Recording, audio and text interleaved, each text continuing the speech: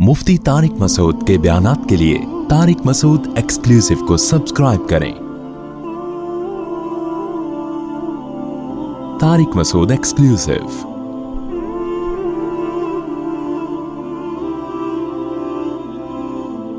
ये जो हमारे यहाँ बाज नफ्सियाती डॉक्टर, सबकी बात नहीं कर रहा, वो कहते हैं गुस्सा जब आए तो जारी कर दो, ठंडे हो जाओगे, वरना गुस्सा बर्दाश्त करने से सेहत को नुकसान होता है। ये बिल्कुल गलत है, इस्लाम की तालीमात के बिल्कुल खिलाफ। वो डॉक्टर आपकी वक्ती कैफियत को देख रहा है कि गुस्सा जारी करने से आदमी रिलैक्स हो जाता है। गुस्सा आ रहा था ना, बहुत बर्दाश्त, शरीयत क्या कहती है, पी लो इस घूंट, लेकिन उस वक्त मेडिकली थोड़ा सा नुकसान होगा पीने से, क्योंकि आपने अपने आसाब पे बोझ डाला। मेडिकली उस वक्त उस गुस्से को निकाल दोगे, ठंडे हो जाओगे। जैसे घर आए, देखा खाना नहीं मिल रहा तो लाते मारना शुरू की, कुर्सी उठा के बड़ा वहां फेंकी, गिलास उठा के, जैसे तोड़ते हैं लोग। एक केस आया मेरे पास, एक आदमी की बीवी ने कहा ये घर में इसने तोड़ फोड़ बहुत कर दी है, गुस्सा जब भी आता है चीजें तोड़ता है। मैंने कहा क्यों तोड़ता है? कह रहा बीवी पे को कभी नहीं मारा मैंने, बीवी को मैंने कभी नहीं मारा, चीजों पे निकालता हूं गुस्सा। कह रहे तो अपना नुकसान करो ना, तो चीजें खरीद के ले आता हूं दोबारा में। तो मैंने उस खातून से कहा इतना अच्छे मियाँ आजकल मार्केट से शार्ट है, आजकल के हिसाब से बर्दाश्त करो, इस पे गुजारा करो। जितना भी गुस्सा आ रहा है बाल्टियों पे निकाल रहा है, गिलासों पे निकाल रहा है, इतना कंट्रोल है इसको। और फिर गिलास भी जहेज के नहीं, वो कह रहे मेरे अपने गिलास है, जहेज के तोड़ूं तो फिर बात होगी ना। तो मेडिकली क्या होता है, जब आपने गुस्सा निकाला, चीजें तोड़ दी फोड़ दी, आप थोड़ी देर में रिलैक्स भी होते हो, थोड़ी निदामत भी होती है, यार ज्यादा हो गई, सॉरी भी करोगे, वगैरह वगैरह ना। ये वक्ती फायदा है गुस्सा जारी करने का। इसका नुकसान पता है क्या होगा? फिर दोबारा गुस्सा आएगा, फिर कुछ तोड़ोगे, फिर तीसरी बार गुस्सा आएगा। एक दिन आएगा बीवी का मुंह तोड़ दोगे आप, बोला बस चीजें बहुत टूट गई हैं, अब तू क्यों जुड़ी हुई है अब तक है? तू क्यों जुड़ी हुई है? इस घर में हर चीज टूटी है, तो तू क्यों जुड़ी हुई है?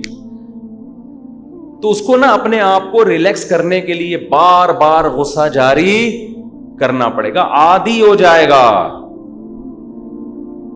लेकिन जिसने गुस्से के कड़वे घूंट को पी लिया,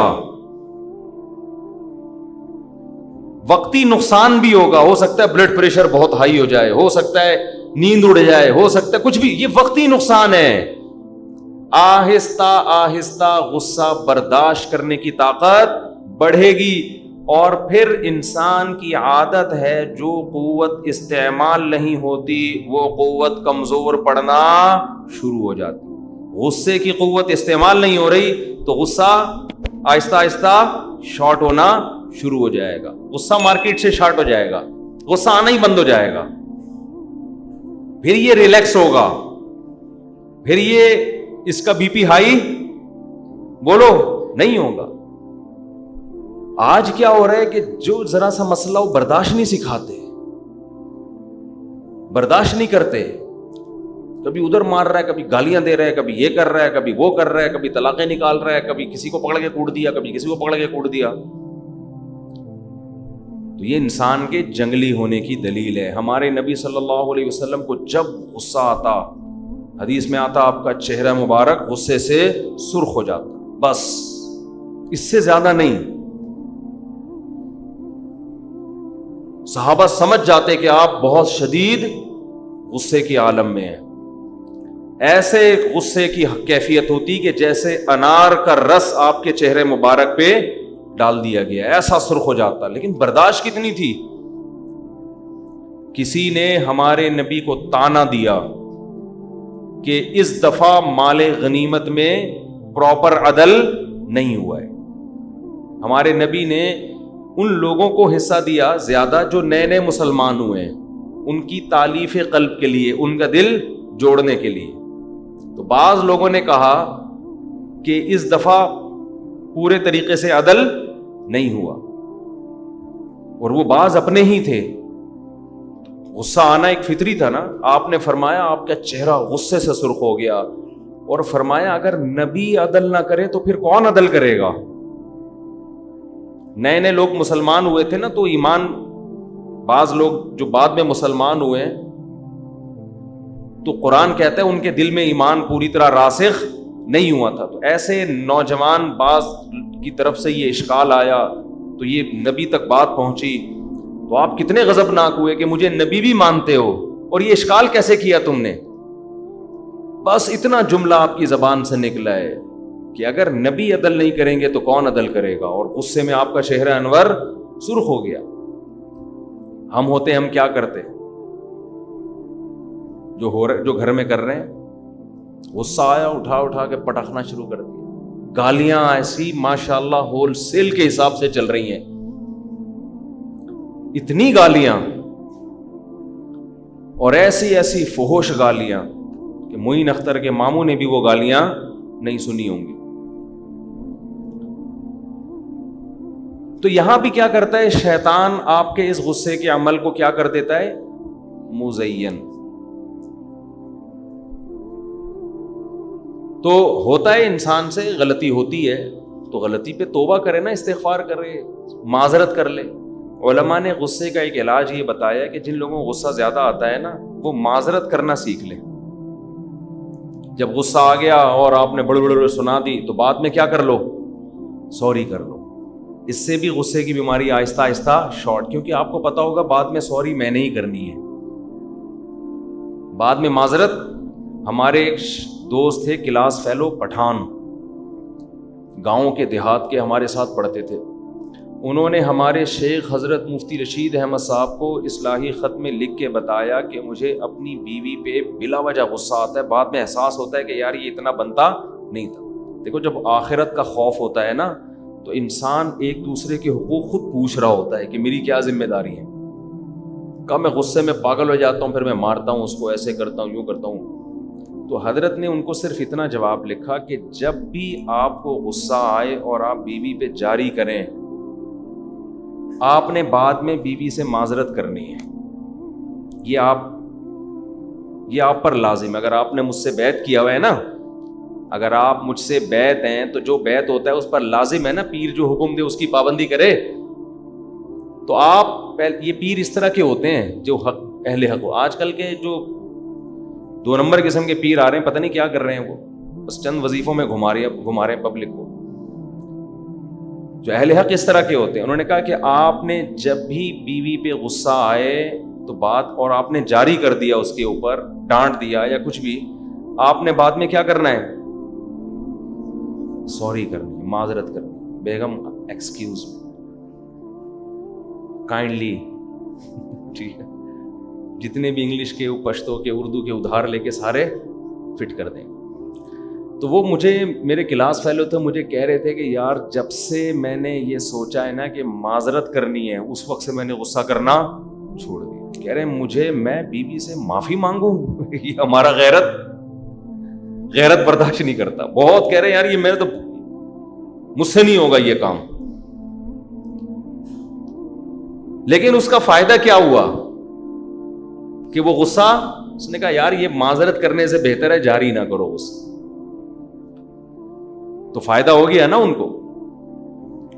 تو یہ بھی ایک علاج ہے کہ جب آپ پاگل ہو جائیں نا اور سنا دیں تو پھر اس پہ قائم نہ رہو، اس پہ قائم نہ رہیں کہ بس ہو گیا جو ہونا تھا. نہ جیسے ہی ٹھنڈا ہو آپ نے فوراً کیا کرنا ہے، یار تھوڑا میں زیادہ کہہ گیا، آپ سے معذرت چاہتا ہوں. سامنے والا انسان کا بچہ ہوگا نا تو آپ کے اس عمل پہ آپ کی قدر کرے گا. اگر وہ گدھے کا بچہ ہے تو کہے گا ہاں پہلے سناتے ہو بعد میں معافیاں کرتے ہو، ایسے کام کیوں کرتے ہو کہ بعد میں معذرت کرنی پڑے. اس کا مطلب وہ آپ انسان ہو اور وہ کیا ہے، وہ گدھا ہے. تو آپ اس کو بول دیا کرو کہ میں نے تو آپ سے معذرت کر لی ہے، آپ کو انسان سمجھ کے، مجھے سوری معلوم نہیں تھا کہ آپ گدھے ہیں، ایکسکیوز می سر، کائنڈلی اپنا خیال رکھیے. یہ خیر کہنا نہیں ہے، دل میں سوچنا ہے. وہ گدھا اس لیے ہے کہ غصہ جاری کرنا جتنا مشکل ہے نا، بعد میں سوری کرنا اس سے زیادہ مشکل کام ہے. تو اگر اس آدمی نے ایک برائی کی ہے، اس سے زیادہ وزنی اس نے نیکی کی ہے، تو یہ تو انسان تو خطا کا پتلا ہے نا. قرآن سے بھی تو پتہ چلتا ہے کتنے موقع پہ حضرت موسیٰ علیہ السلام کو غصہ آیا. قرآن کہتا ہے فلما سکت عن موسیٰ الغضب، جب موسیٰ کا غصہ ٹھنڈا ہوا، تورات کی تختیاں واپس اٹھائیں اور اپنے بھائی کے لیے مغفرت کی دعا کی، جن کو تھوڑی دیر پہلے نا داڑھی سے پکڑ کے کھینچ رہے تھے. موسیٰ علیہ السلام کوہ طور پہ گئے ہیں نا، واپس آئے تو دیکھا کہ بنی اسرائیل بچھڑے کی عبادت کر رہے ہیں. اتنا غصہ آیا موسیٰ علیہ السلام کو، تورات کی تختیاں ایک طرف رکھی اور اپنے بھائی جن کو نگران بنا کے گئے تھے ان کی داڑھی اور سر کے بالوں سے پکڑ کے ایسے گھسیٹا ان کو، حالانکہ وہ بھی پیغمبر ہیں، ایسے گھسیٹا ان کو کہ تم کیا کر رہے تھے جب یہ لوگ بچھڑے کی عبادت کر رہے ہیں، تمہیں نگران بنا کے گیا تھا.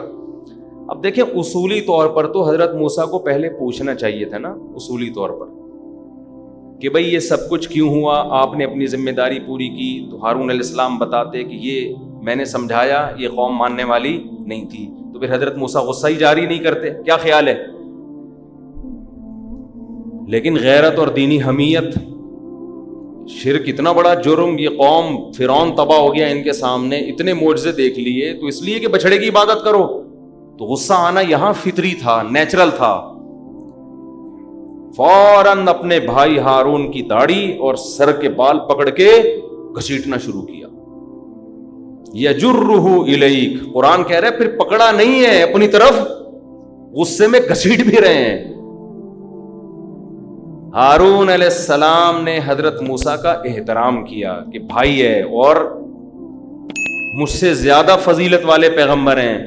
حضرت ہارون نے غصہ جاری بولو نا نہیں کیا. یہ احترام بھی ہے کہ غصہ چھوٹوں پہ ہوتا ہے، بڑوں پہ نہیں ہوتا. انہوں نے کہا یا ابن ام لا تاخذ بلحیتی ولا براسی، اے میری ماں کے بیٹے، محبت کا جملہ کہا نا تاکہ تھوڑا ترس آئے، آپ میری داڑھی اور پیشانی کو نہ پکڑیں. مجھے ڈر تھا یہ مجھے قتل کر دیں گے، میں نے ان کو سمجھایا، مجھے ڈر تھا کہ یہ کیا کر دیں گے، جان سے مار دیں گے، وہ زیادہ بڑا مسئلہ کھڑا ہو جائے گا.